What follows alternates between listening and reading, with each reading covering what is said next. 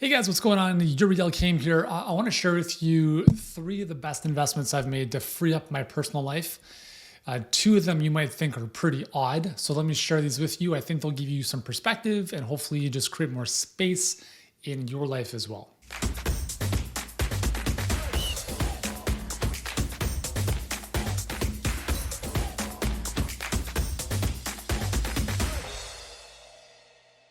All right, so just in case you don't know me, my name is Yuri Elkaim. I'm the founder and CEO of Healthpreneur. We help health professionals just like you get clients and scale your businesses online. And yesterday I had a mastermind with the mastermind that I'm a part of. And one of the conversations that we had was one of the questions that came up was what is the best investment you've made that has freed you up personally, or that has brought a certain level of zenness or joy, whatever it is to you personally. So I wanted to share, I shared one of the things or two of the things yesterday. I want to share three of them here with you today.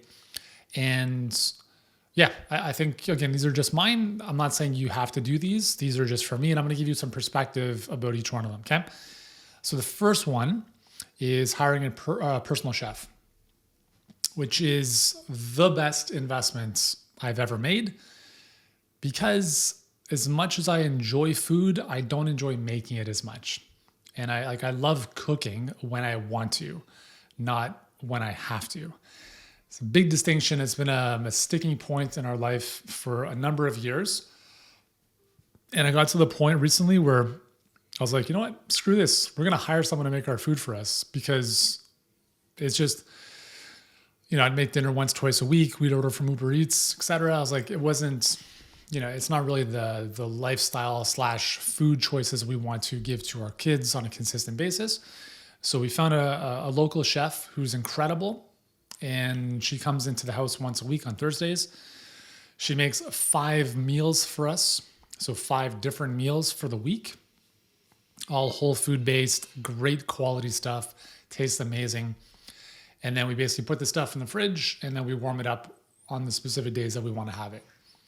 So that has probably been the single best decision I've made on a personal level, because number one, obviously valuing the quality of the foods that we eat is very important. But I also know that we're not eating nearly as well as we could if we had someone making the food for us. So now we do, and it's incredible. I think the thing that my wife and I wanted to avoid for the longest time was having someone in our house all the time. I don't enjoy having people in my house. I don't even let my kids' friends come over that much. I like my space, and my wife does as well. So we had to figure out, how do we, I don't want someone in our kitchen 7 days a week. So with this setup, she comes in once a week, as I mentioned. She makes the meals for the week, and then we get on with our life, and it's awesome. So that's been probably the single most, I think, impactful decision we've made in the past year, which I think anyone should look into. And quite honestly, a personal chef in this capacity is not as expensive as you think. She gets all the groceries, she makes the meals, she does all the cleaning. Obviously, when she's here, she doesn't come clean on a Saturday, for instance, but she cleans up the mess. So you would never know that she was here. It was amazing. Best investment. So that's the first one. The other cool thing with that is that it actually, our kids get involved if they're not at school with some of the meal prep, which is a lot of fun. So she's made some cool stuff with them. And I think that's been a really nice experience for them. It also gives them a wider variety of foods to choose from. We've had, I'd say 7, 8, 9 different fish plates that I would never even have considered. So I think it's just, it's been really, really nice. So that's the first one. Second one, best investment that I've made to free up my personal life is literally every single team member that comes onto our team.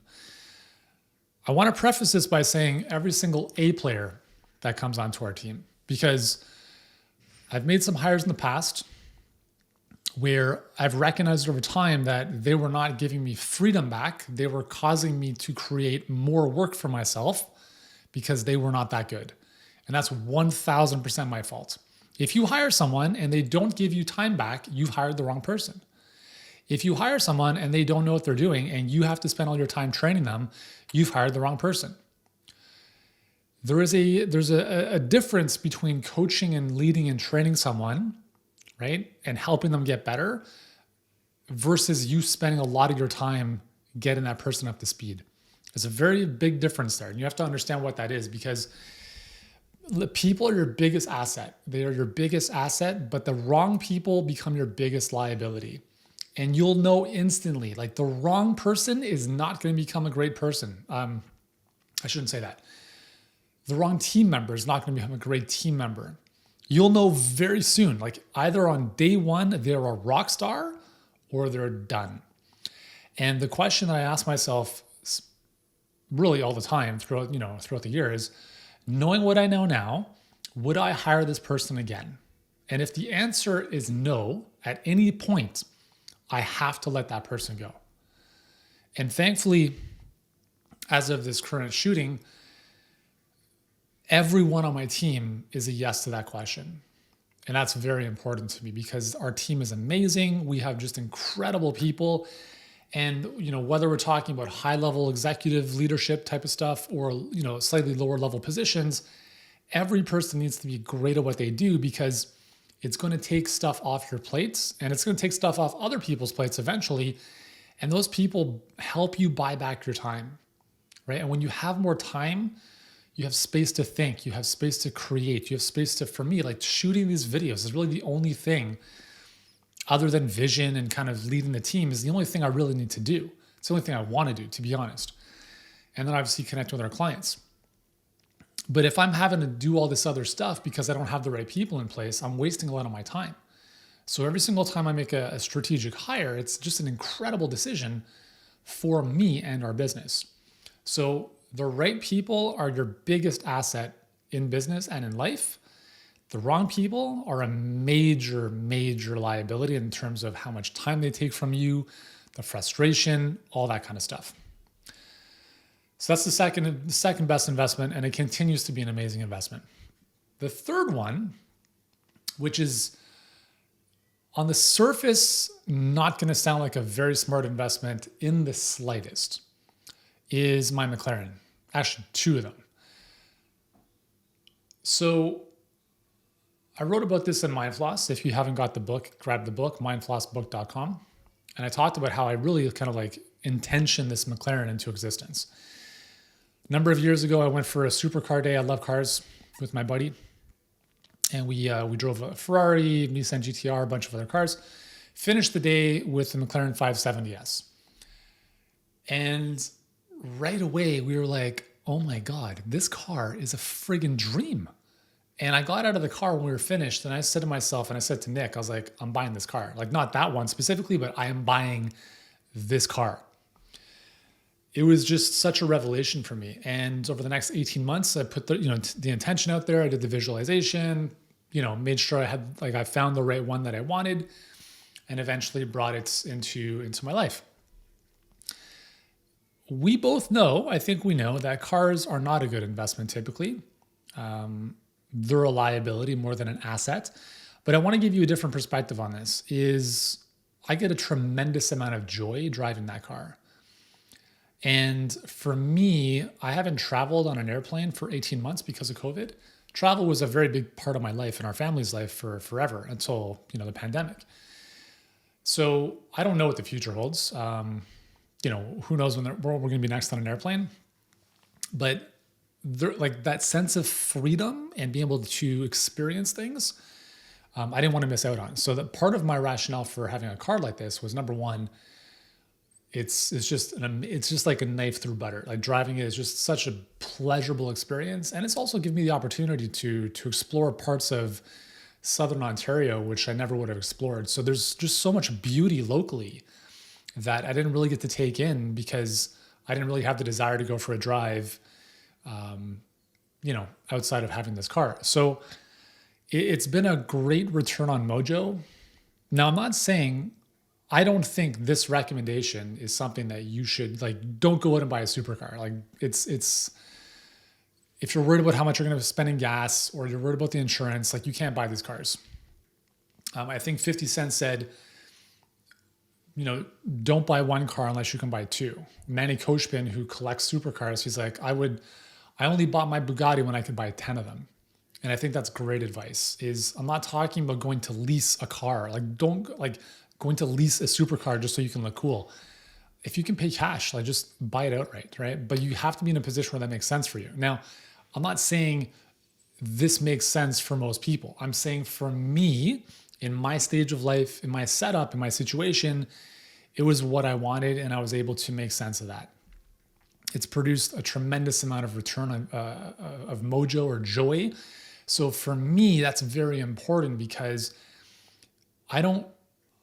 there's very few things in my life that I feel a sense of like deep meditative presence around. When I go driving, I get that sense of meditation, and that's very important for me. So am I willing to spend money for that? Probably, yeah, obviously. So that's been huge. And then we got a second one for my wife. We were actually going to get it for next year, but then there's an impending luxury tax coming into Ontario, perhaps. So we're like, I don't feel like paying an extra $100,000 for a car in tax. So we decided to get a second one. And again, it sounds ridiculous, and it kind of is. But here's the thing, is that it just raises you to the next level. It's like when you fly business class, you can never sit economy or coach again. Like it just, you become a different person. And it's not about being elitist or too cool for school or whatever. It's about doing things that raise your standards. A number of years ago, this is a big eye opener for me. I was working with Dan Sullivan from Strategic Coach. Amazing coach, amazing mentor, just an amazing human. And we were flying back from New York City and we ended up being in the same plane. At the time, it's an hour flight from New York to Toronto. So I was flying just economy. I'm like, I'm not going to pay 6 times as much for a business class seat. And I asked him, I'm like, so you fly business, even like Toronto, New York, Toronto, Chicago, which are simple, like 45, 60-minute flights? And he said, yeah, all the time. And I asked him, I'm like, why? He said it was about the standard that you set for yourself. And I was like, that's a good way of looking at it. So would you pay more to set a higher standard for yourself? I think so. I think it's worth it. So that was just an interesting mindset shift. And then the second benefit of obviously this, having this type of car is the people that I've met who also have other exotics or supercars, because there's not a lot. There's not, like, you don't see them all the time. So in my case, I've, been part of 1 or 2 amazing supercar circles, supercar groups, and we do some cool rallies. If you've seen any of my videos on Instagram, do some beautiful country road drives, and you meet some really, really great people, right? People who are playing life at a different level when they're driving these cars. And it's really awesome to make new friends and understand that pretty much all of them are entrepreneurs. And you're buying into a new network of people. And I think that's massively important because, as I said before, people are your biggest asset, right? Your network is your net worth. So does it make sense to pay into that? I believe so. That's why I've invested in coaching and masterminds for the past 10 years. I've spent more than $1 million in my own coaching and masterminds because it's massively important. And it's similar here in the context of being surrounded by other great people. So again, this last one here is obviously like, I wouldn't recommend as you have to go buy a car, because that's stupid advice. Okay. I'm not going to lie about it. You have to be in a position where it makes sense. And again, second thing is maybe you don't even care about this stuff. Maybe you have zero interest in driving cars, which is totally fine. In which case, don't do it.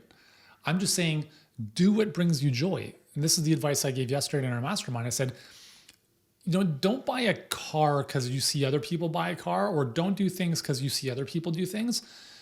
Do what you really, really are driven or pulled to do. I love driving. I love that feeling. For me, that brings, again, as I've mentioned this 10 times already in this video, a tremendous amount of joy in my life. It's not about kind of cruising downtown and showing my car off and being all cool. I could care less about that, right? It's about what brings you joy in life and understanding there's a very big difference between joy and happiness. I'm not saying I will be happy when I have a car or whatever car. I was happy to begin with, right? My happiness has zero bearing on me having a thing like a car or a house or whatever. I'm happy every day, right? I love what I do. I love the people I'm around. I feel good in my own skin. That's the most important thing. It's not like once I achieve this thing, I'll be super happy. Big difference. Okay. I feel happy. I feel fulfilled every single day. This is just like the thing that, brings me a bit more mojo, if you will, on a frequent basis. Unfortunately, I have to take the car in today, actually. Got to store it for the winter. So it's going to be 6 months without this now. So we'll see how this all goes, but I'm sure I'll be fine. So anyways, those are the top 3 investments, kind of odd investments that I've made, if you will, that have really freed me up personally. And anyways, hopefully that made sense. Well, I'd love to know from you, what's one of the best decisions that you've made from a personal investment perspective that's freed up your life or improved your business? Let me know in the comments below. Hope you've enjoyed this. And if you're watching this on the YouTubes, remember to subscribe, and I'll see you in the next video.